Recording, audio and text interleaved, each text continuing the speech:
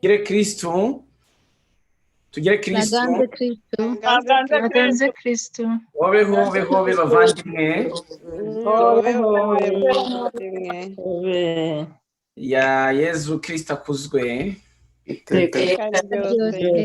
Yego, murakoze cyane. Mumbabarire natinze gato, narindi mu yindi nama ya paruwasi, kandi nari mfitemo ibyo bari bantegerejeho bireba paruwasi yose, kandi ndimo ndi mushya. Ubwo rero niyo mpamvu nari ntegereje kugira ngo irangire, hanyuma dutangire inyigisho y'uyu munsi.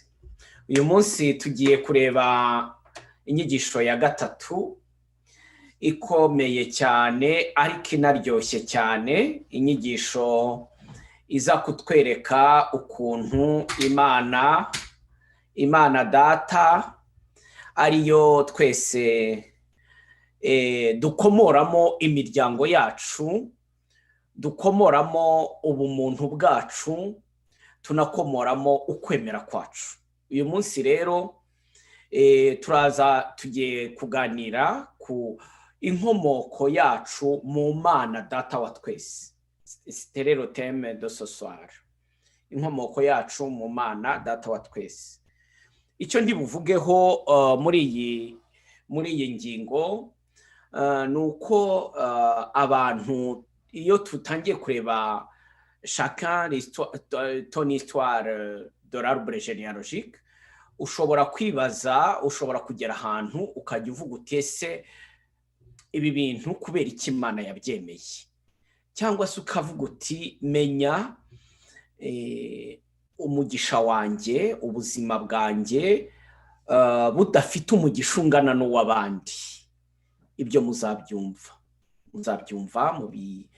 mu bisange no mu bantu benshi basenga, ariko ugasanga mu gusenga kwabo hari ahantu umuntu atarenga, hari ahantu umuntu atagera.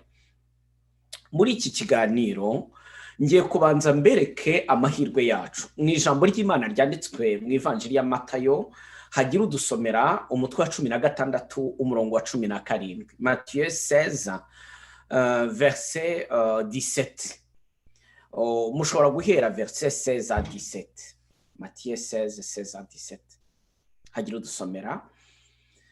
Hanyuma irindi jambo tuza gusoma kugira ngo muze gukurikirana, undi aradusomera Marc 11 verset 22 kugeza kuri 24. Marc 11 22 à 24.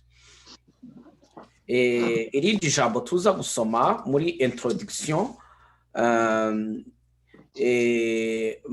Marc 9 verset 23 et 23-24. Donc ayo magambo mubanze muyadusomere, hanyuma ndabinjiza uyu munsi mu mugambi w'Imana, ari nacyo gituma abantu kubera iki Imana ishaka kubabohora. Hari igihe dukora urugendo rwo kubohoka, ukaba ushobora gutekereza ko ari urugendo rwawe wabihisemo, ariko harimo ibanga ry'Imana, hari ibanga ry'Imana. Nagira ngo rero dutangire twumve aya magambo. Ijambo rya mbere mugiye kumva ryo muri Matayo 16 wahageze nadusomere.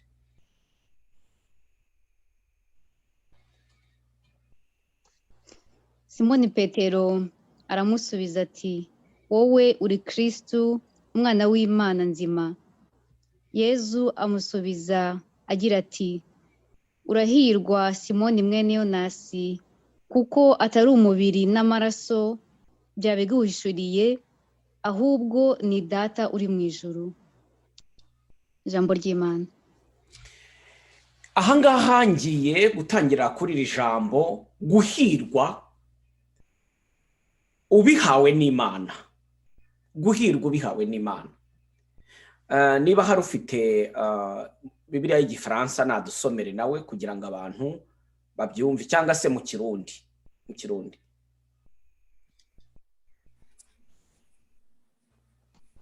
Simoni Petero yishura ati, uri Kristu umwana w'Imana nzima.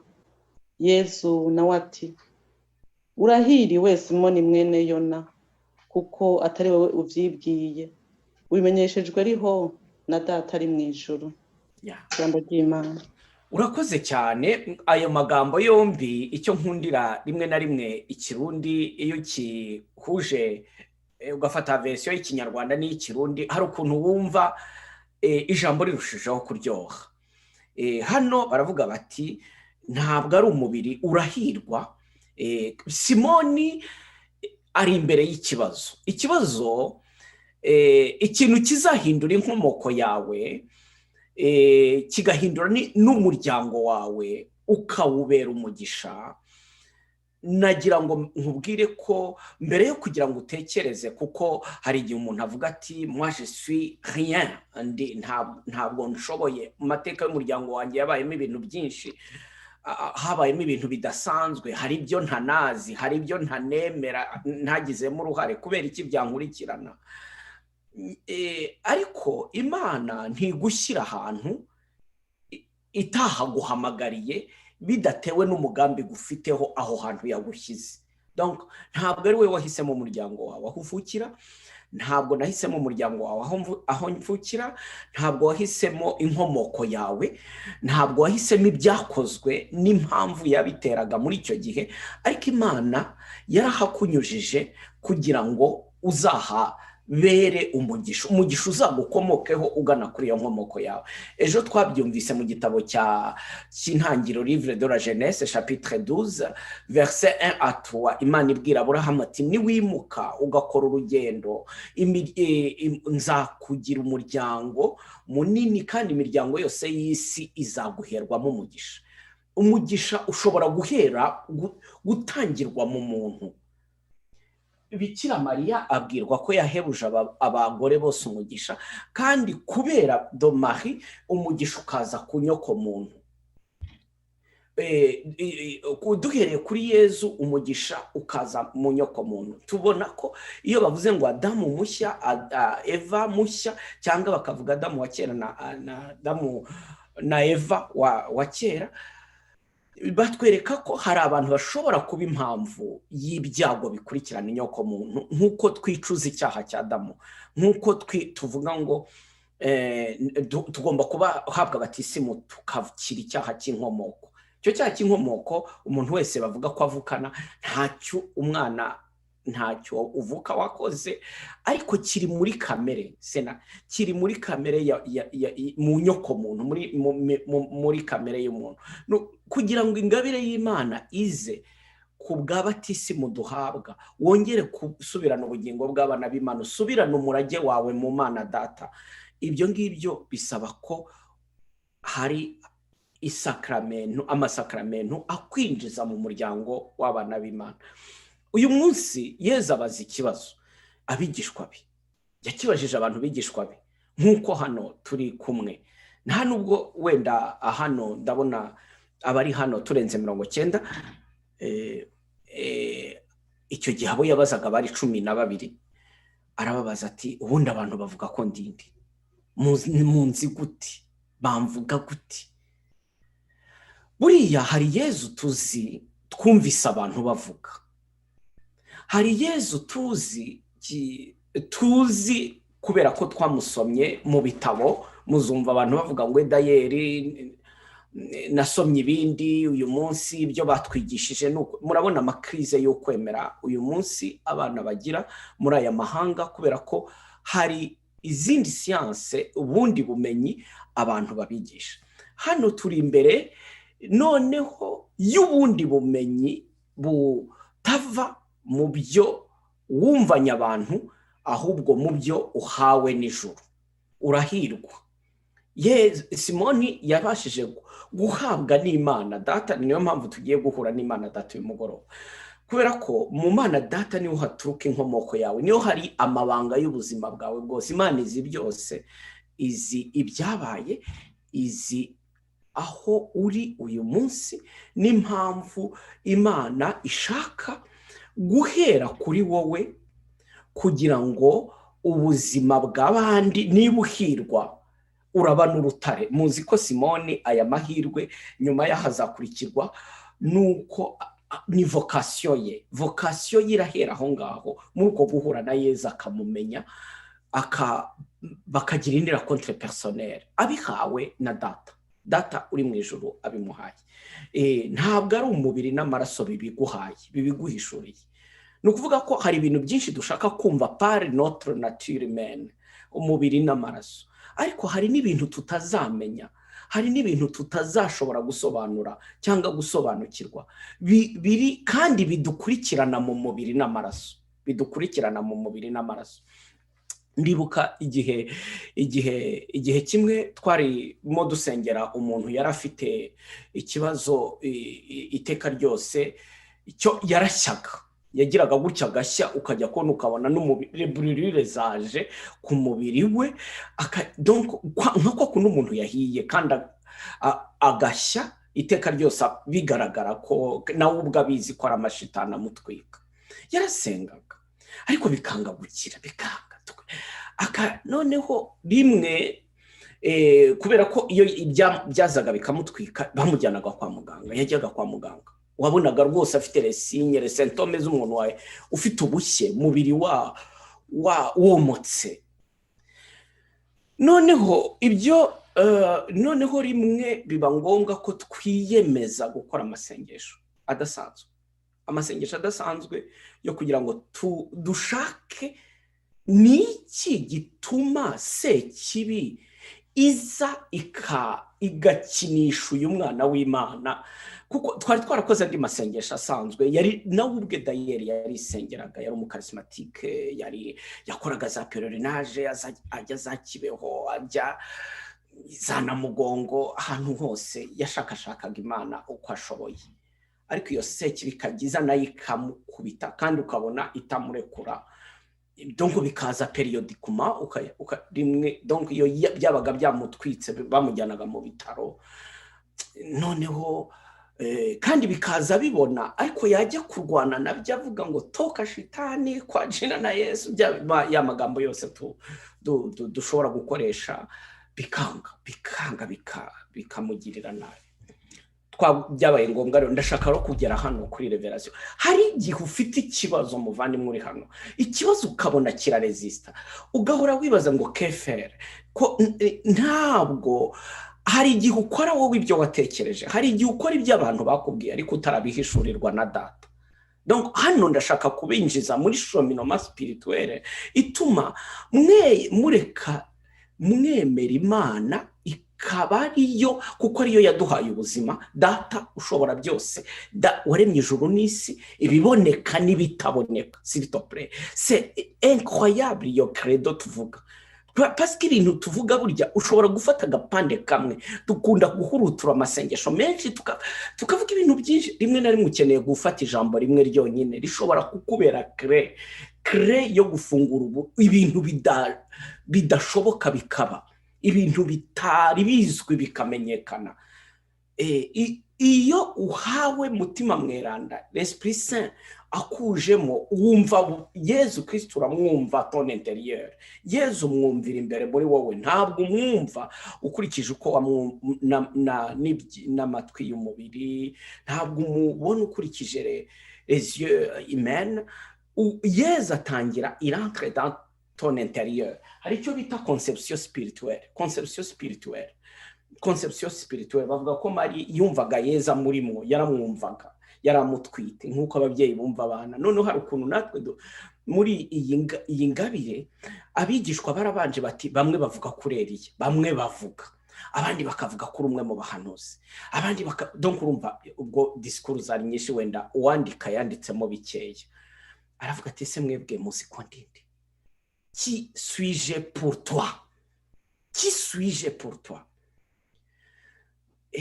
Petero arangije abihawe na data, bavuga ko ni don il a reçu l'effusion du Saint-Esprit, yumva ikintu ubwenge butashobora gutahura, ugutwi kudashobora kumva, umuntu amagambo adashobora kubona uko yasigura.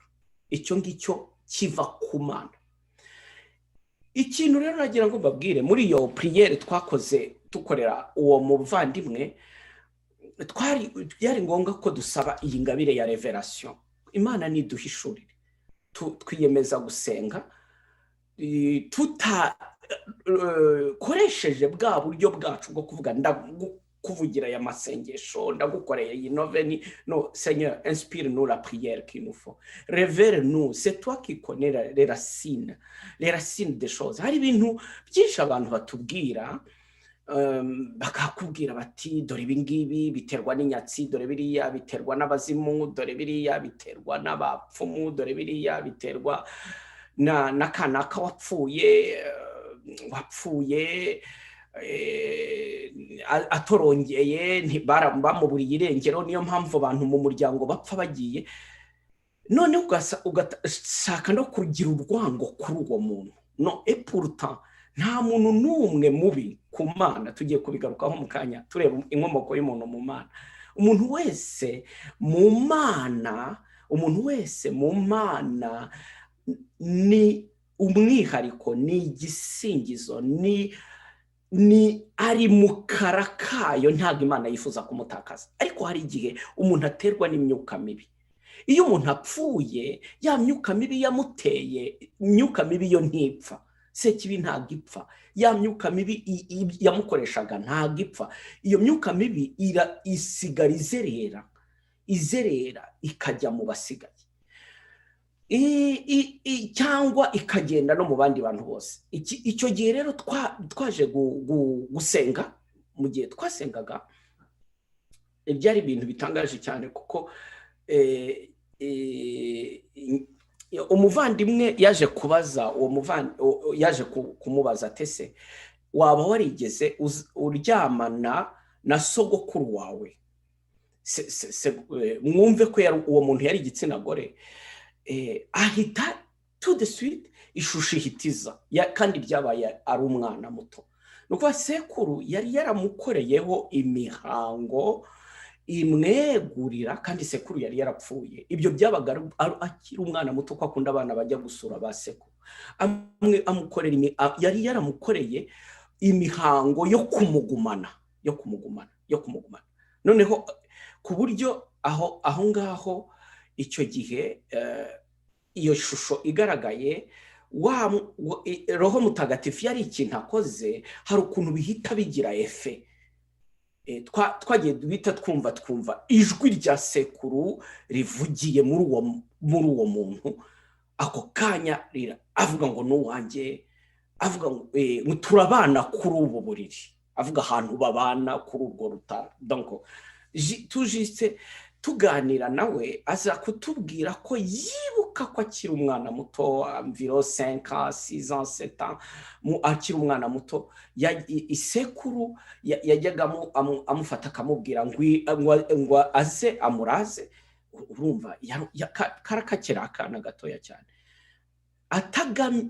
sinzi icyo yarakoze, kubera uko kuntu yamukundaga, yumvaga ari akana ke akunze. Rimwe na rimwe ababyeyi bacu, abakurambere bacu, hari ibintu bakoraga bumva ari uburyo bwo gukunda. Uyu munsi iyo umubyeyi akunda umwana, amuha umugisha, aramuhezagira, aramusabira, amuha valeur chrétienne. Ariko iyo umubyeyi nawe yemeye kwemera kurimo indi migenzo yemera, nawe aguha ibyo ngibyo n'ibyo abafite. Uyu munsi rero ndagira ngo tugaruke kuri iri jambo. Ubukristo ntibugendera gusa ku byo umuntu afite, azi, abwirwa, ahubwo ku buryo uhura n'Imana ikagenda ikwihishurira, ikugenda ikuzuza. Nagira ngo iki ngiki kibanze gikureho ya nzitizi yo kuvuga ngo tubona abantu bamwe aribo tubona ko mu ngabire z'Imana bashobora kuzamuka, mu butumwa bw'Imana bushobora gukorwa n'abantu bamwe. Buri muntu wese Imana imuha roho wayo, akamuha ingabire akeneye. Yezu rero arabwira Simoni nimutekereze ko yari umuntu wiroberaga amafi, ntabwo yari yarakuriye mu bigishwa ba Yohani Batista, babandi nibura Yakobo na Yohani, abo ngabo bo Yohani yari bari les disciples de Jean Baptiste, ariko Simoni we yari yibereye mu kiyaga, imagambo, imico ye, ubuzima bwe. Ariko dore ukuntu ashobora guhishurirwa, agahabwa kumva ibyo par la sagesse de Dieu. Imana data ishaka kuduhishurira, ibyo ngibyo kubera iki? Ukwemera. Niyo mpamvu nyuma muri uko guhishurirwa ni naho havuka umuhamagaro. None rero mu murongo wa 18 nkubwiye kuri urutare, kandi kuri urwo rutare nzubakaho kiliziya yanjye.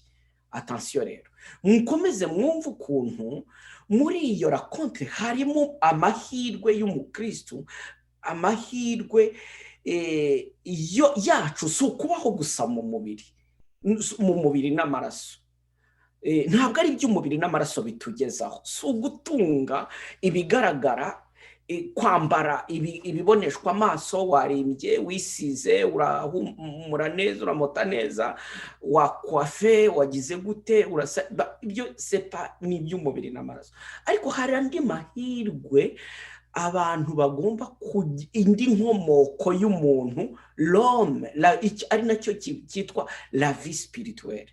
Aha muri vie spirituelle niho hantu, kuko Imana ni roho. Attention, mubyumve neza, Imana ni roho, na roho mbi zidutera ntabwo dushobora twebwe kuzibona n'amaso yacu, ntabwo dushobora kumva icyakoze ibimenyetso byazo zo turabyumva fizikoma. Ariko roho mutagatifu niwe uza agafatanya na roho zacu. Saint Paul arabisobanura kuvuga ngo Abba Data, Esprit Saint akafatanya na roho zacu kuvuga ngo Abba Data. Roho mutagatifu ahantu ageze haza ukwigaragaza kwa Nyagasani. Ni naho umuhamagaro w'umuntu utangira, umuhamagaro, sa vocation. Izi mbaraga, ubu bubasha mu byumve. Yezu aramubwira ngo uru rutare, noneho nibaza urutare icyo ari cyo. Uru rutare ni ukuvuga ko mwibuke ya evanjiri Yezu avuga umugani w'amazu abiri, inzu yubatse ku musenyi n'inzu yubatse ku rutare. Iyubatse ku rutare ngo imiyaga iraza, imivu igatemba, le tremblement zikabaho, bikikoranira kuri ya nzu ntisenyuke. Ariko iyubatse ku musenyi, wow, bihita bigenda. Hari ukuntu ni mwebwe mugomba gukonsitata aho mwubatse icyo muri cyo. Kubera iki dukangaranywa na sekibi? Kubera iki dukangaranywa n'imbaraga z'imyuka mibi? Kubera iki tudashobora gukangara ibitero by'amashitani? Urumva icyo gihe twahawe n'Imana kubw'isengesho, wa muntu Roho Mutagatifu yahise akora kuri ya mateka yarahishe atanakibuka. Guhera ko kanya ahita izo roho mbi zahise zisohoka, aba ubuzima bwe burabohoka. Ntabwo yari yarashoboye, donc yari yaragendaga byarira iwabo, yaramaze kubyara abana 3, kandi akakubwira ati njyewe sinzi n'aba bantu ko nagiye babyara, nibyo binjyana. No kukabona kora seze for personnel, mugomba kwirinda gucira abantu urubanza. Hari abantu bashaka Imana, hari abantu bagerageza gukora iyo bwabaga, ariko nanone agasigara atazi icyo yakora. Agasigara avuga ati non, pourquoi ça change pas ma vie? Pourquoi je suis toujours fatigué? Pourquoi je suis toujours accablé? Pourquoi je suis toujours misérable? Kuki mpora mu bukene ntako mba ntagize? Ntabwo tugomba kuvuga ngo ni deste yawe, tugomba gushaka ukuguhishurirwa. Dawe twereke, dawe urashaka gukora iki? Uku kwemera rero niko mbasaba kugira. Musome ijambo rya kabiri. Ijambo rya kabiri. Yezu asubizayo ababwira ati, bemwemera Imana. Nukuri ndabibabwiye ko hagize uwubwira uyo musozi ati ni witerure wite mu kiyaga, akabigirana adakekereza mu mutima wiwe, ahubwo yemera ko icyo avuze kiba bizomubera uko. Nico gituma ndababwiye nti ivyo muzosaba vyose uko bingana kose mukabisaba musenga mwemera ko mubironka bizobabera uko. Amen. Mwumva amagambo aryoshye, mwumva amagambo akomeye, mwumve ijambo rishobora kugutravaya iminsi 365 wibaza iri jambo ryonyine. Est-ce que vraiment ndemera Imana? Ni mwemera Imana? Yesu ni ubivuga, ntabwo ari cette fois-ci ntabwo ari umupadiri, ntabwo ari ngewe, ntabwo ni Yesu bivuga. Ni mwemera Imana. Ndababwira nkomeje ko wizera Imana ashobora kubwira uriya musozi ati, kubwira imisozi ntabwo ari imisozi le montagne, ni umusozi yavugaga, ni imisozi dusanga dans notre histoire. Hari imisozi nsanga mu buzima bw'umuryango wanjye, imisozi nasanze, ibikomere nasanze. Hari imisozi dusanga mu mateka ya kiliziya, hari imisozi dusanga mu mateka y'isi, ariko iyo misozi nta kindi gishobora kuyirandura. Ni ukuvuga isengesho rigomba kugaragaza ububasha bw'Imana. Attention, bakristo bavandimwe, niba musenga muri mwe hagomba kugaragaramo ububasha bw'Imana. Ntabwo ari isengesho ryanjye, bya bindi dukunda kuvuga ma prière, isengesho ryanjye, ubukristo bwanjye. Ntabwo ubutumwa, isengesho, ukwemera ni igikorwa kugomba kugaragaza ibikorwa. Iri jambo riravuga ngo mwibuke rya jambo tuvuyeho rya mbere, uri Simoni, uru rutare, mwabyumvise, nzakubakaho. Hari ibintu Imana ishaka kubakira ku buzima bwawe. Est-ce que murabyumva bavandimwe, muranyumva? Yego. Est-ce que muranyumva? Ubukristo bwanyu bwubatseho iki? Ubukristo bwawe bwubatse iki? Amateka yawe yo kwemera Imana yubatse iki muri famiye yawe, mu gihugu cyawe? Kubera iki tuvuga ngo turemera, turasenga, bikarangirira ku magambo meza aryoshye, ariko ntacyo dushobora kuvuga ngo nigihinduke, nikibeho? Ngo Imana noneho kubera ukwemera kwarumbye, ubu bubasha bw'Imana ntibugaragare. Yesu ati, nzakubakaho kiliziya yanjye, uru rutare ngomba kukubakaho kiliziya yanjye. Ni ukuvuga hari ibintu Imana ishaka kunyubakaho, hari ibintu Imana ishaka kukubakaho. Ni ukuvuga hari ibindi abantu basenye. Kubera iki Imana ikeneye kubakisha ubuzima bw'abakristo isi ya none? Ni ukubera ko isi yuzuyemo imyuka mibi, isi irimo ibitero bya za rohombi. Ni ukuvuga mureke ya masengesho yo kwisengera, yo gusaba ibyacu gusa. Imana irashaka kutuzamuraho icyayo. Attention, écoutez-moi bien. Imana ishaka kukubakaho ikintu, igikorwa cyayo, kubakaho kiliziya yanjye.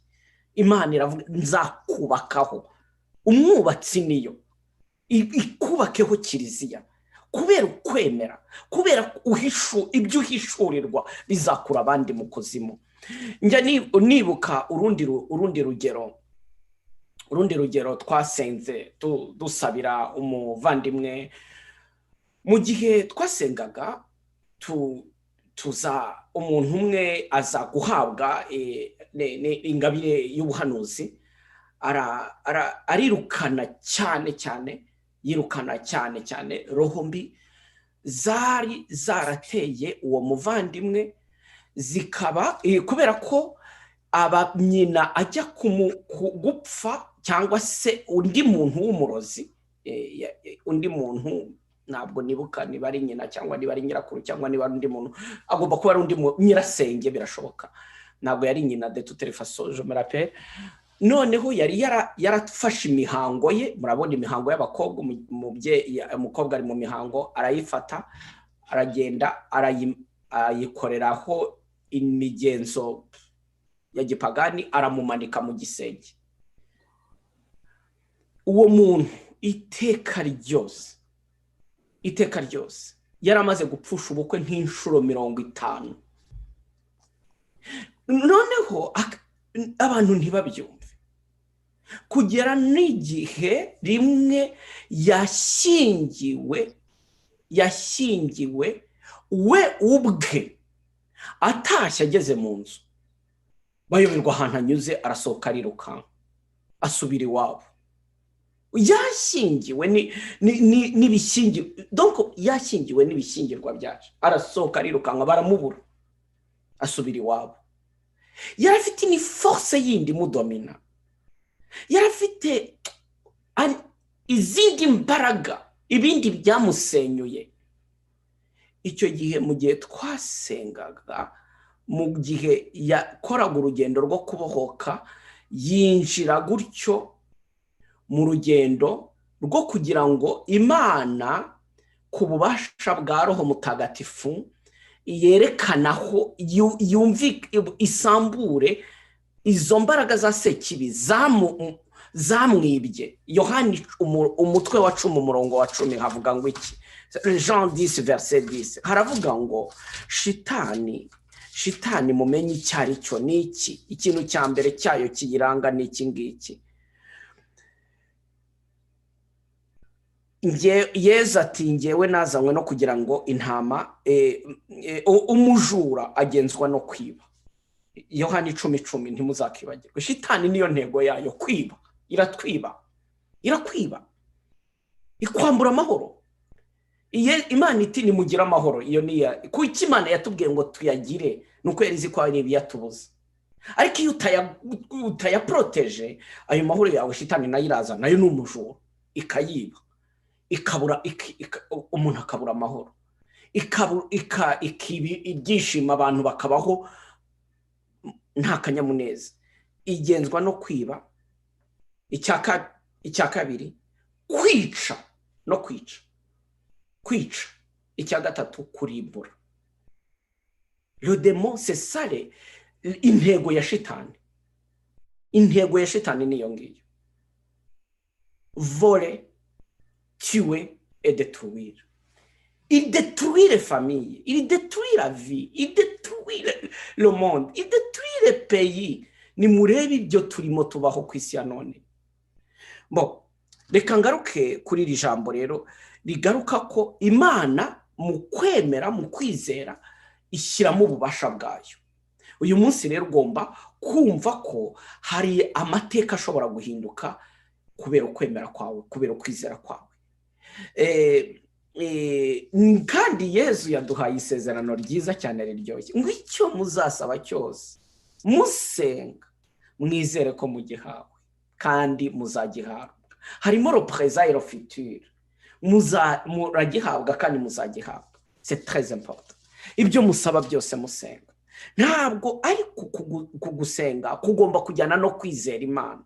Ntabwo ari ugusenga gusa, kugomba kujyana no gutegeka. Bwira umusozi ngo imuka. Hari ibintu utinya, hari ibintu bigutera ubwoba. Kera najyaga mbona abantu, iyo tuvuga kenshi dukora mu ma prière ya délivrance, shitani iravuga mu bantu, imyuka mibi iravuga. Shitani c'est un être réel, ni igikorwa, ni ikiremwa kiriho, kijya mu muntu kikamushyiramo présence yacyo. Hari abantu bakubwira ati mbana n'inyamaswa inyonka amaraso.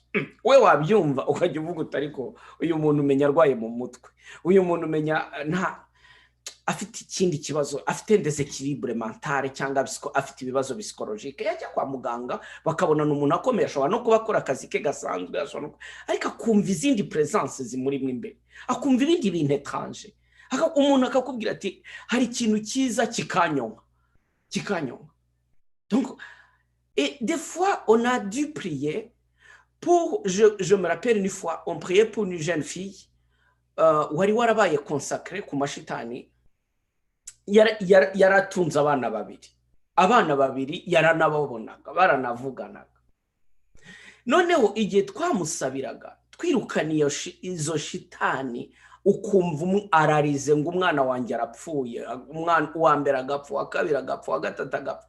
Zari roho mbi zifitanye isano n'inyanja no mu nyanja. Igihe zimaze gusohoka twagiye tubona ahantu turi gusengera, hari ahantu hari icyumba akote, nta pane y'amazi yari hari. Twagiye tubona amarobine yose abaye kase, tubona amazi atembye agana aho ngaho turi. Ikindi gihe kimwe twasengaga dusabira umwana umwe, tugiye tubona haba umuriro uragiye utwitsa muri icyo cyumba uwo muntu twasengeraga yarari. Harimo akabati kabitsemo imyenda y'abantu bose, aho abantu bashyira ibintu byabo mu tubati kuriya mu matiriwari. Turimo dusenga, le feu, umuriro uraka aho ngaho. Turagenda ibyo byose byatwerekaga combien de fois il faut prier pour la protection. Il faut se préparer. Hari imbaraga Imana iguha, izo mbaraga zigomba gukora umurimo w'Imana yaziguhereye. Ntabwo uba umukristo gusa wo kuvuga ngo nzaba umukristo wo kujya mu misa, nzaba umukristo wo ngo kwibanira n'abandi muri groupe de prière biramfasha. Tu as une mission yihe de sauver les âmes, une mission yihe yo kurandura imisozi, une mission yihe yo kubaka kiliziya, kubakwaho kiliziya y'Imana. Iri jambo rya nyuma mfata ni ngaho ni muri some naryo, hanyuma ninjire muri sujet du jour.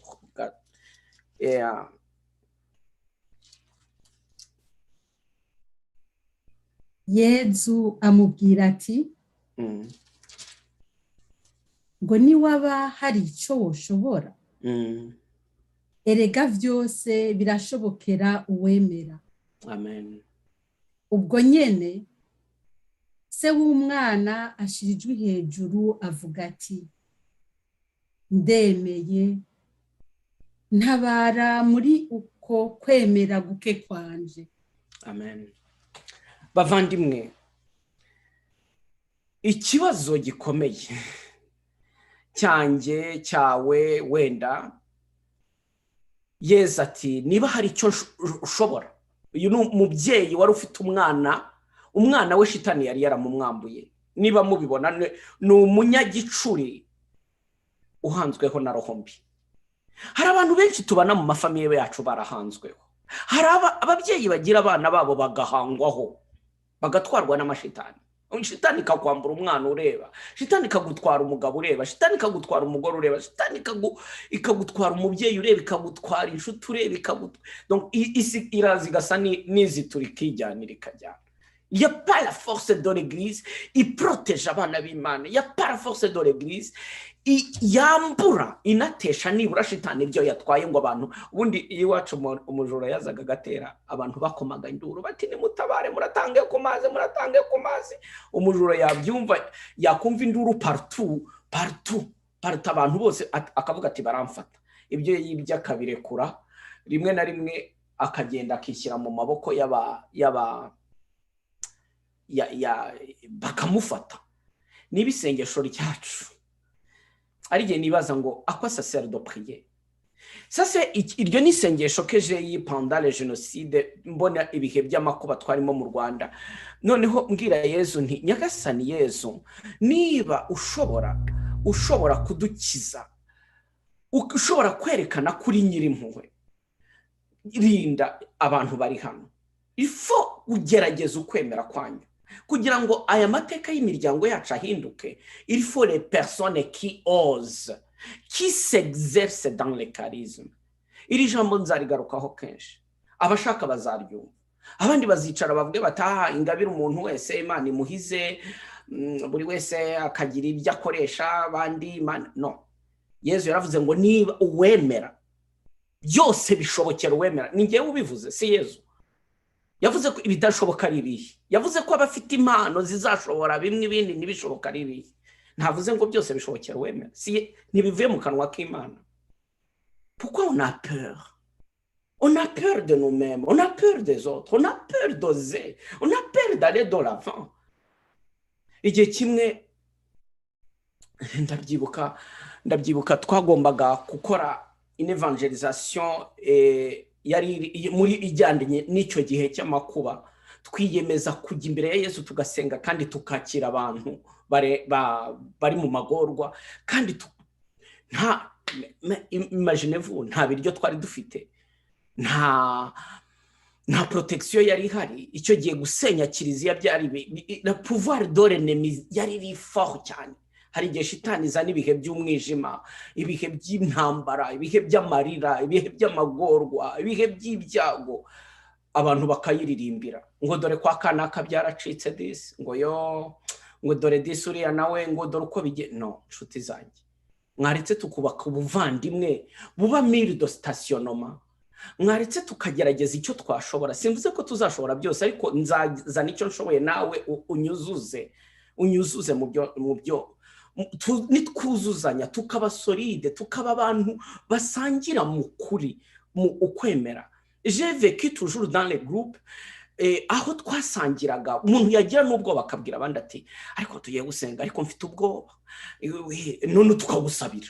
Cyangwa se umuntu akavuga ati ariko mfite ibi bibazo, tukamusabire. Cyangwa se undi akavuga ati ariko ari ikintu nyamara munsabire, nubwo wenda ntababwira icyo ari cyo, ariko hari ikintu kitagenda neza mu buzima bwanjye. Tukamenya ko la vie est discret, ari ngombwa ko buri wese agira ibanga ryiwe, ariko umuntu arimo aravuga ati nanjye hari aho nshaka kuva. Ariko comme ça dans la confiance, on grandissait ensemble, on bâtissait ensemble. Nawe avugaga ngo biya birareba naka, nawe avugaga ngo kubera iki.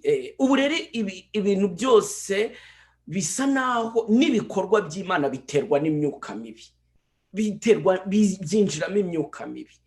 None kugira ngo shitani izapfukirane iki, wamuhamagara bwa bubasha bw'Imana butagaragara, za mbaraga z'Imana zitinjira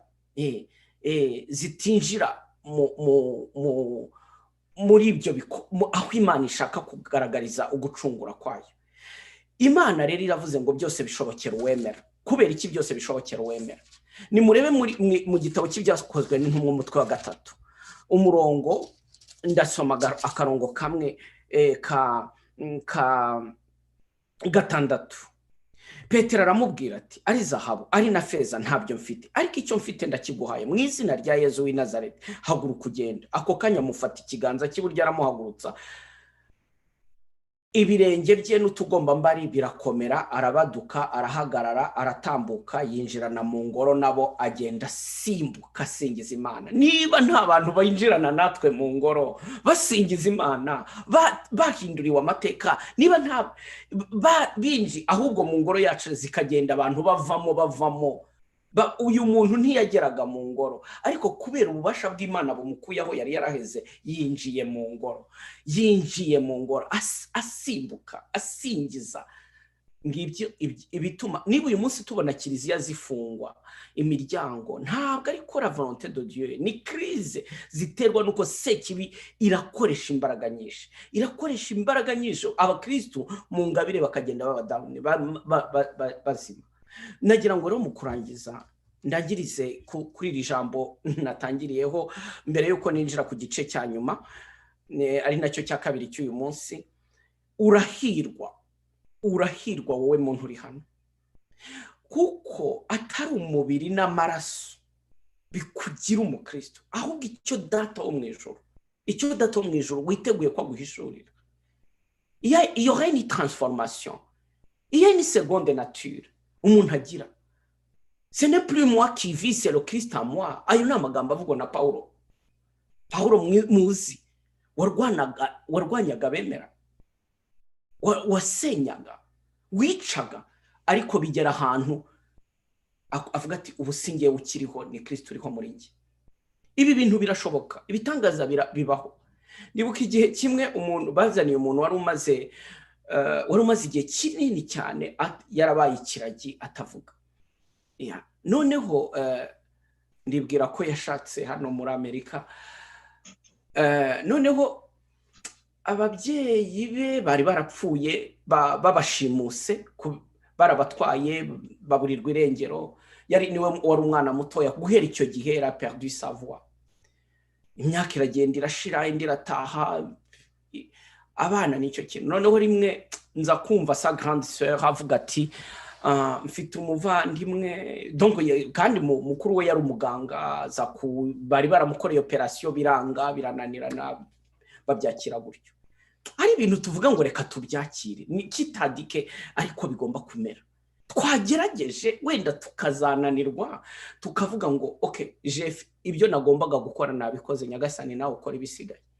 Wow, nshuti zanjye, icyo gihe ahingutse ndareba uwo mwana w'Imana upfubiranye, wabonaga agahinda muri visage ye, wabonaga atwaye ikintu ku mutima atatinyuka kuvuga, gishobora kuba cyarinjiye kiramuparariza. Ndavuga ntabwo ariko ndamubwira yarashoboraga kuvuga kumva kandika. Ndamubwira nti wemera ko Yesu Kristo ashobora kugukiza, ari umukiza n'umucunguzi wawe akakanya? Ati ndabyemera. Wemera ko ari ijambo ashobora kuza, il est la parole, ashobora kuguha kuvuga? Aravuga ati ndabyemera. Nti aje no pfukama rero. Amaze gupfukama nta kindi kintu, l'esprit se m'a inspiré une simple chose. Nakoreye ikimenyetso cy'umusaraba, navuga nti Yesu Kristo arabiguhaye kandi arabigutegetse, vuga Yesu. Maze muha amazi y'umugisha nari mfite arasomaho ako kanya nti Jésus t'ordonne, il est la parole, il sort en toi la parole. Asohoye ijwi muri wowe, ijambo rye muri wowe. Ahita atangira ati Yesu Yesu Yesu, haleluya. Byarangiye. Nguko ukuntu ububasha bw'Imana ushobora guhindura amateka, ubushobora gutuma, byatumye kubera urwo rugendo umuryango, abo bavandimwe be bose bandi bagendanaga ibikomere, bituma mu buzima noneho nabo batangira chemin de pardon, de guérison. Naberetse ko muri cya gihe cy'iyo jenoside, igihe twari imbere y'isakramento tukavuga ngo Yesu tukize, Yesu turengere, Yesu igaragaza ko hari. Igihe haje igitero cy'abantu, ntabwo nibagirwa, abantu bakaza bafite ibirwanisho by'ubwoko bwose kandi nta ntwaro dufite. Shitani yikubitana imbaraga, ikoresha imbaraga z'umwijima. Ariko nagira ngo mbabwire ko ubasha bw'Imana bwubaka kiliziya, bugazamura, bugakurayo n'abahezeyo. Icyo gihe twarasingije Imana kubera ko nabaje icyo gihe Yesu, mu gihe twasingizaga Imana, ba bantu barananiwe, ntabwo bashoboye kutwica no kutugirira nabi, kandi kiliziya bayifunguye. Kubera iki? Hari ukuntu Imana iyo ugiye mu mbaraga zayo ihagarika amateka yiza mbaraga z'umwijima zikurwanya. Ariko nawe ugomba kuzamuka mu mbaraga z'Imana, ugomba kuba urimo, uri bien. Niba uri muri Yesu neza, gumamo.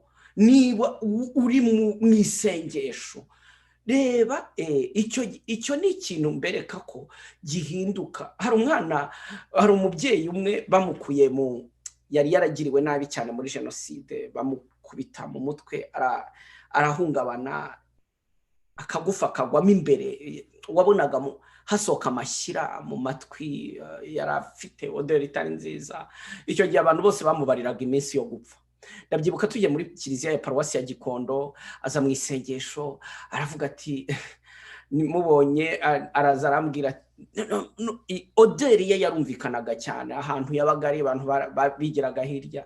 Ariko agaseka ati yewe aho Imana yankuye niho kure, ati mwebwe ubu ndi muzuka. Imana ni igitangaza. Wabonaga gusingiza birusha imbaraga ubu baba barafite. C'est incroyable. Wabonaga ibyishimo afite birusha imbaraga ikigerageza arimo. Noneho ako kanya rero mu gihe bashyize Yesu hariya kwa kundi Yesu imbere, Yesu tusengera abarwayi, abwira Yesu ati Yesu are wankuye hahandi muri ya mirambo, ngaho sohora n'iryo gufa, kora operation. Kubera ko bari baramubwiye ko adashobora gukira kereka agiye muri Amerika cyangwa muri Afrika y'Epfo, bakamukorera operation y'umutwe, bakawubaga, bagashobora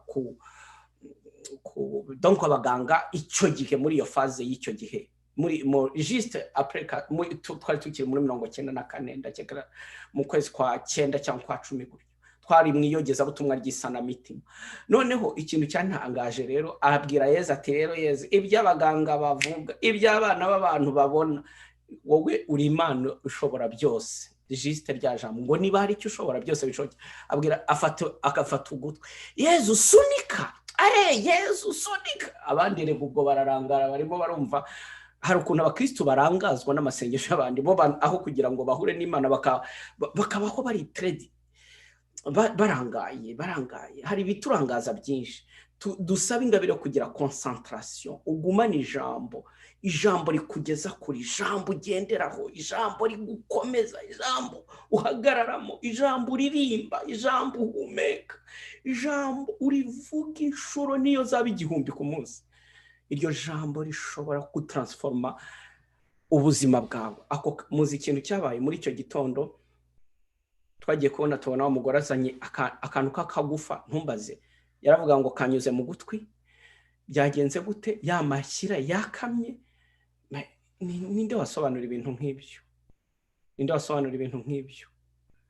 Imana ifite ibitangaza byinshi ishaka gukora, mwiyishyiriraho imipaka, ishobora no guhindura amateka. Uyu munsi rero nagira ngo mbereke ko tugiye ku gice cya kabiri kitwereka Imana Data wa twese. Ndabaha d'abord les versets bibliques, ndabasaba ko muzandika, mufate aho mwandika, mbahe iyi mirongo yo muri Bibiliya, mubanze muyandike, muzaza kuyizirikana. Igitabo cy'intangiriro umutwe wa mbere umurongo wa 26 kugeza kwa 28. Livre de la Genèse chapitre 1 verset 26 à 28. Psaume 100 verset 3, Zaburi y'ijana umurongo wa 3. Psaume 149 verset 2, Zaburi y'ijana 49 umurongo wa 2. Nukuvuga muri iyi verse ya mbere ya Genèse Imana itwereka ko umuntu ari ishusho yayo, umuntu ari umunani wayo, umuntu ari igikorwa cy'ibiganza byayo. Imana irakurengera, Imana ikurwanaho, Imana ikurwanira ishyaka. Imana uri mu Mana, ntabwo uba hanze y'Imana. Tu n'es pas en dehors, tu es dedans. Uri mu karakayo, nka kwa kundi umubyeyi ahorana agendana umwana we muri nyababyeyi. Ababyeyi baba mama hano murabyumva kandi murabizi. Ntabwo uriya mwana niyo yaba ari kure mu mahanga, aho atari ababyeyi bari hano barabizi. Uriya mwana wowe muri wowe ni arahahora. Rimwe na rimwe nikigiye kumugeraho, nubwo utasobanukirwa cyane ariko uravuga uti hari ikintu kibaye. Qu'est-ce qui se passe? Ko numvise amabere yikoze, ko numvise yababa we, ko numvise habaye iki? Qu'est-ce qu'il y a? Il y a Genèse 1 chapitre 1 verset 26 à 28. Hanyuma izaburi yo y'ijana iravuga ngo uruw'Imana, urumwana w'Imana.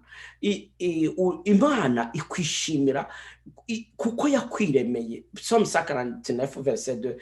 Isaïe 64 verset 7 à 8. Isaïe 64 verset 7 à 8. Iravuga ngo uri umuryango w'Imana. Mbere yo kugira ngo turebe ko niyo mpamvu Imana turashaka kuzana imiryango yacu ngo ikizwe. Mu gihe abantu bakora messe de guérison de l'arbre généalogique, bazana umuryango wawe w'abagukomokaho, abuzi, abutamenye, ariko Imana kuko bose ari Imana yaguhaye inkomoko. Imana ingabire ukabazana kuri aritari, nkuko nabo hari abashobora kuba barashyize umuryango wabo ku ngoro ya Nyabingi, cyangwa se bakawubandirwa, cyangwa se bakawushinganisha mu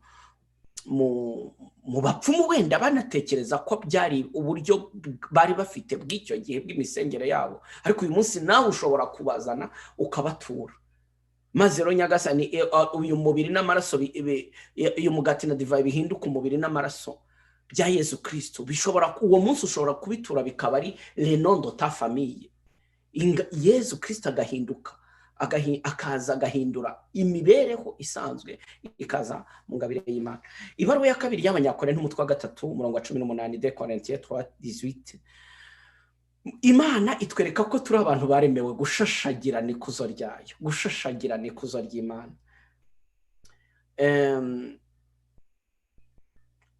umubwiriza 3:29 ni Ecclésiaste 3 verset 29 Imana yerekana ko ndabiganisha mbihuza kuri ya verset twabonye umuntu ari umunyamurava burya muntu ire capable ntimuzabona abantu bakora ibyogajoro ibyogajuru bijya hejuru abantu bavumbura abantu bakora ibitwaro birimbura namwe mushobora gukora amasengesho uburyo bwo gusenga ntimukagumana uburyo bwo gusenga iteka busanzwe il faut des fois ko musaba kugira za inspiration mutaguma ahantu muvuga ngo nibisanzwe umunsi umwe ndabyibuka twari mu bazanye umuntu wari urwaye cyane ni témoignage ntibagirwa bari bategereje kwapfa baranihebuye yewe urebye nagatsi kwa kundi ukora hano kumva agatsi karacyatera niko kari gasigaye n'umuryango wari waremeye gupfa noneho umukristo mwajyayo abantu bakunda kuderanja ni beza cyane noneho ajyayo aravuga ati uyu muntu mwarekeye hano kuki muvuga ko byarangiye Imana irongera ikarema Imana irongera igakora no hanze ya zeru yeza arakora aramuheka ashaka abantu baramuheka baramuzana ngiye kubona mbona mu gitondo ari nka saa tatu za mu gitondo mbona umuntu ari aho ngaho yampanye barinjiye ndebye nsanga nta nanyeganyega mu mpetso mu ngobyi bari bamusanyemo ne bouge plus ndeba turarebana hari igihe atari ngombwa kubaza abantu hatari ngombwa kwibaza byinshi ahubwo ukareba mu ijuru ugafunga amaso ukajya muri ya masezerano y'Imana noneho mbwira abavandimwe twari kumwe nti mwese hamwe dusingize buri wese aririmba indirimbo y'ibigwi by'Imana akurikije ibitangaza Imana yakoze buri wese ahimbe zaburiye Dawidi yarahimbarwaga agahimba nukuri dukore ini prière wakwita ko ari drôle ni prière drôle ariko isengesho cyangwa wakwita ko nta gahunda rifite ariko muri ikintu cyabaye muri iyo sengesho niho naje kubona Nyagasani iteka ryose uratungurana iteka ryose je ne peux jamais dire que je sais prier nukuri nta na rimwe nshobora kuzabwira abantu ko nzi gusenga j'apprends à prier buri situation yose ndimo imbere y'umuntu numvirize imbere y'ibyo ndeba Seigneur Esprit Saint dis-moi quelle est la forme de la prière ishobora kuza ikanzamura hari igihe ndirimba hari igihe nsenga hari igihe nkora adoration hari igihe nkora meditation hari igihe mvuga mwaramutse Mariya imwe nkayimaraho isaha yose imwe yonyine kuvuga gusa waramutse Mari hobe uraho yo nshyira ku mutima nkumve nta nubwo mperuka guhoberana na mama dore yapfuye atanampobe ngaho se Mariya we ngwino ndashaka guteta kandi ntugende se ngaho mbwira ese buriya marayika Gabriel mwaramukanyije gute ese buriya wowe bite nuko tukaganira na Mariya bikarangira gute okay reka mbereke ko uyu mwanya icyo gihe cy'iryo sengesho twagiye tubona turimo turirimba tuzenguruka kuko twangaga kwinjiza iyo situation ngo birakomeye mukure mu mutwe cyane ahantu mwashyize ngo rega ntibisanzwe rega ntibishoboka rega ntabyo nzi mukuremo n'ahandi mwashyize ngo ntabwo nzi gusenga Dieu est capable de vous apprendre, vous inspirer. Hari n'ababyigishwa barimo mu nzozi, hari n'abazabihabwa barimo atwaye nk'imodoka cyangwa ari mu nzira yigendera ukumva inspiration divine iraje. Hari abantu bagira za effusion du Saint-Esprit ari muri douche arimo yoga kumva atangiye kuririmba mu ndimi. Imana ni umubyeyi inshuti zanjye. Imana ni nziza cyane. Harya naringeze kuri verse Ecclesia okay Isaïe mwandike na Isaïe 43 verset 10 muri abahamya banjye Imana ire fière yibona uyihamya uri umuhamya w'Imana Isaïe 43 verset 10 un premier livre de Samuel chapitre 16 verset 7 premier livre de Samuel ni cyagiye Imana itora Dawidi muribuka burya hari akajambo keza kabakora ku mutima ndababwiza ukuri abantu ise wa Dawidi yazanye abana be bose akabazana imbere y'Imana ngo uyu niwe watoye kugeza abo igihe cyose umuhanuzi akavuga ati oya nta n'umwe uraho, Natani ati nta n'umwe urimo, ka Dawidi nta wagatekerezaga, nta sura kari gafite, nta mbaraga kagiraga, wenda ntabwo ise yamubonaga. Bigeraho na se yibagirwa, ntabwo namukonsideraga. Bigeraho umuhanuzi aramubwira ati ese nta kandi kana gato ufite, nta wundi mwana ufite w'umuhererezi? Undi ati kereka kagahererezi kari inyuma y'amatungo. Niho Natani yamubwiye ngo genda umuzane, kuko ntabwo turi bujye ku meza atarasigwa amavuta. Wow, bose baratangaye, abantu barebaga, abahungu be barareba n'aba bandi bibwiraga ko bari capable de tout, bari intelligent, murabona ukuntu iteka twubakira ubuzima bwacu ku bintu biboneshwa amaso. Kintu nkura ngo aha harimo akajambo rero mutazibagirwa, ngo uhoraho areba imitima, uhoraho areba umutima, abantu bakareba isura. Samuel 16 verset 17. Irindi jambo Ephésiens 4:6. Ephésiens 4:6. Ephésiens 4:6. Ntabwo ari Samuel 16, ni Samuel 10, je pense.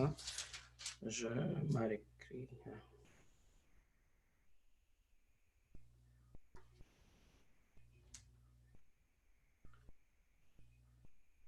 Yaburetse ndahagaruka.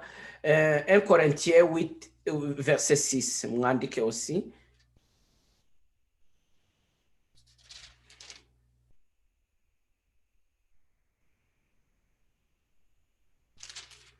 Hanyuma mwandike na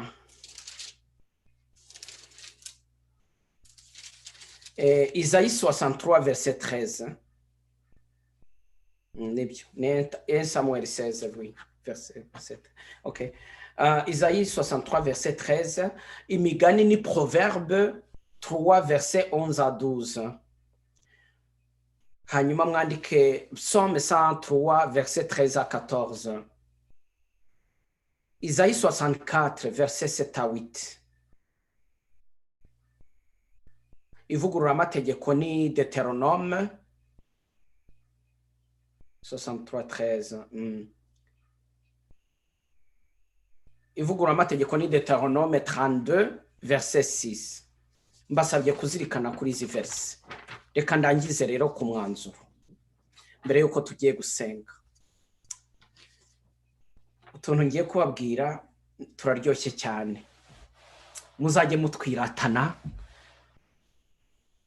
Burya iyo uri igikoresho cy'agaciro, hari ukuntu wagukoza ashyiraho marke, yajya abona igikorwa cye, niba ari marke y'Abataliyani, niba ari marke y'Abashinwa, niba ari marke y'Abadage, niba ari marke y'Abanyakanada, yewe no muri Canada iyo bakubwira ngo iyi ni marke y'Abakebekwa, iyi ni marke y'Abongereza, ndabona OK, Psaume 103 verset 13 à 14, Isaïe 64 verset 7 à 8. Ndabona hari ukibaza. Bon, umuntu buri wese nagaruke kuri aka kajambo ngiye kumubwira. Umuntu wese ni mwiza. Ibwire muntu uri hano uti ndi mwiza. Ni mubivuge se mbyumva. Beza. Turi beza dusa na Yesu. Ni mwiza cyane. Ni igitangaza. Oya ni mubivuge se nk'abantu beza koko. Kandi muhite muba beza.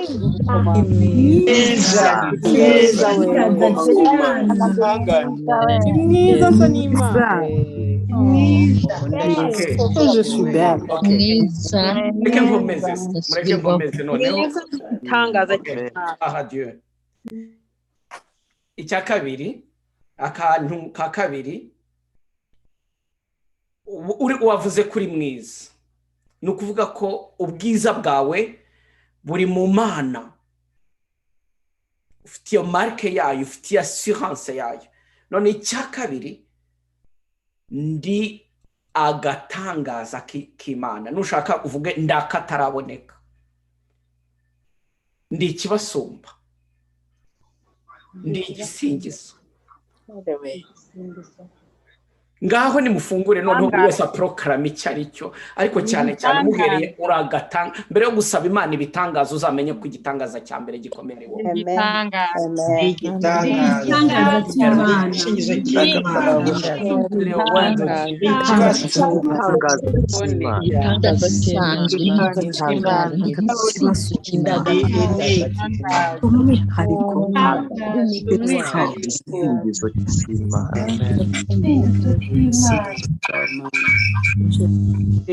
Reka ndangirize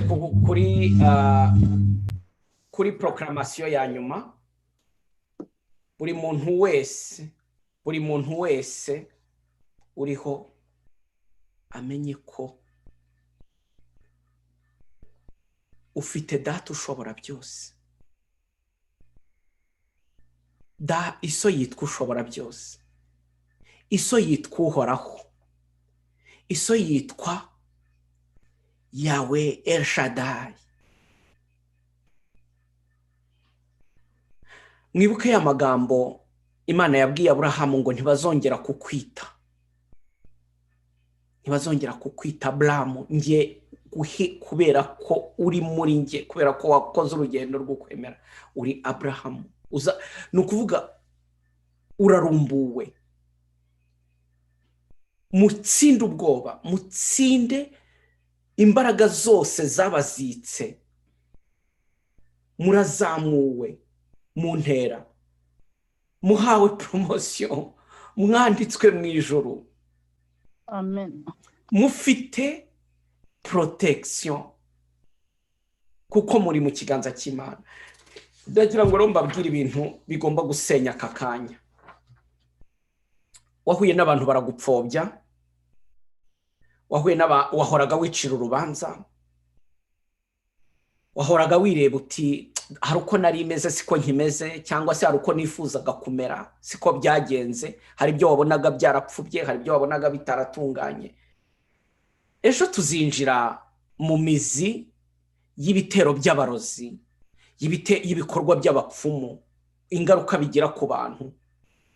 Ariko nagira ngo mbabwire ngo burya inkono iri ku ziko ntitondagirwa n'inshishi. Inshishi, udusimba tujya ku nkono, ku nkono iri hasi nayo irimo idashyushye. Nifuje kubaha iki kiganiro cya none mbere yuko twinjira mu bindi bihe by'umwijima w'isi, tuvuga ibikorwa iby'abapfumu bakora, iby'abashika bakora, iby'abarozi bakora, iby'abatongera bakora, iby'abapfumu bakora, ibintu ibyo byose tuzareba ukuntu mushobora no kubisenya. Ariko muri mu Mana, mufite ukwemera gushinze imizi, mufite imbaraga, mufite ubwigenge, kandi mudashidikanya ko Imana iri kumwe namwe. Mutsinde ubwoba, mutsinde ubwirasi, mutsinde isoni, mutsinde ikintu cyose cyakubwiraga ngo ntabyo uzi, ntabyo ushoboye, ntacyo uri cyo, cyangwa se uri uyu n'uyu, uri iki n'iki, ibyawe ni ibi n'ibi. Niba hari aho shitani yari yarasinye, mumenye ko uyu munsi ku mbaraga z'iri sengesho Kristo arasinyura. Niba hari aho watanzweho ingwate, waragwatirijwe, iyo ngwate turayigaruza. Niba hari ibyo wari warambuwe, bizakugarukira byikube kenshi cyane. Niba utashyiraga mu kigega ngo ubike, mwitegure kwagura ibigega byanyu, bitunge, mubike, mugire ibibabeshaho, mugire n'ibyo musangiza n'abandi. Turabana b'Imana, turabana b'umusumba byose, turabana b'umutegetsi utegeka abategetsi, papa niwe ugenga isi yose. papa niwe utwara abatware. Hanyuma rero icyanyuma ndangirizaho,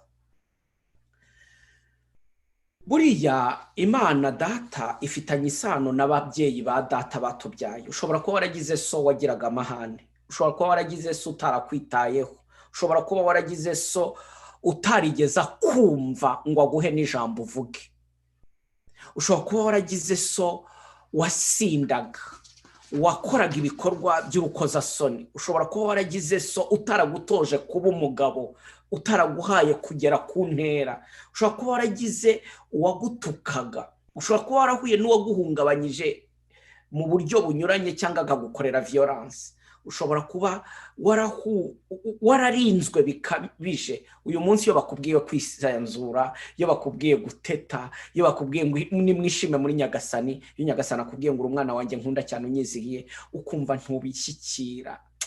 Iyo bakubwiye ngo tiya ni famiye, abavandimwe, ubuvandimwe, wumva no,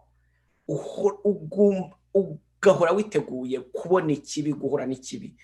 Uyu munsi rero Nyagasani arimo arakubwira ngo ubwo bubyeyi butarimo igishyika, ubwo buhungiro wari wararemye busohokemo. Uko gutekereza Imana uko itari.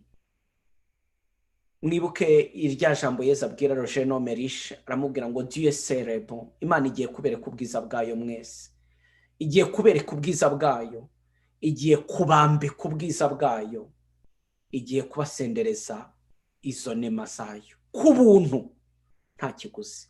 Amen.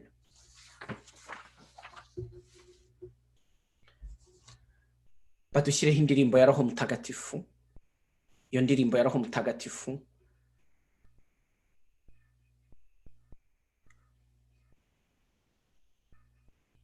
niba bishoboka, mon père je m'abandonne à toi, cyangwa se dawe ndagusenga kiri ibyanjye byose, cyangwa se indirimbo ya data, kugira ngo musubirane assurance yanyu uyu mugoroba, mbere y'uko ejo tuzinjira muri bya bihe by'umwijima, ariko dufite urumuri, dufite imbaraga.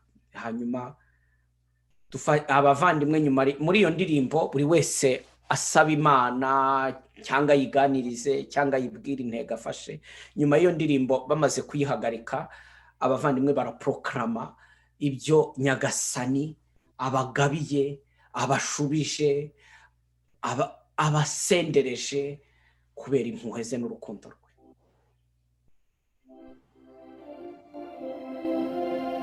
Mwese mufungure mikoro zanyu musenge.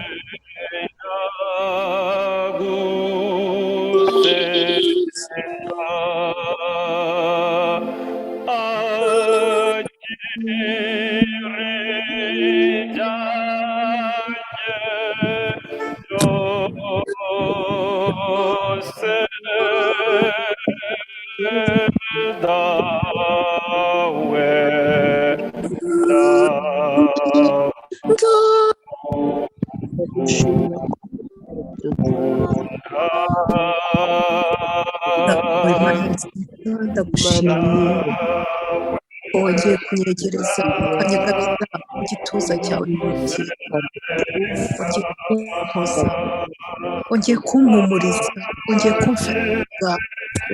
Ndagushimira Nyagasani, ndagushimira ko wongeye kunyereka ko ndinzwe n'urukundo rwawe, ndinzwe n'ubuntu bwawe, ndinzwe n'ubwiza bwawe.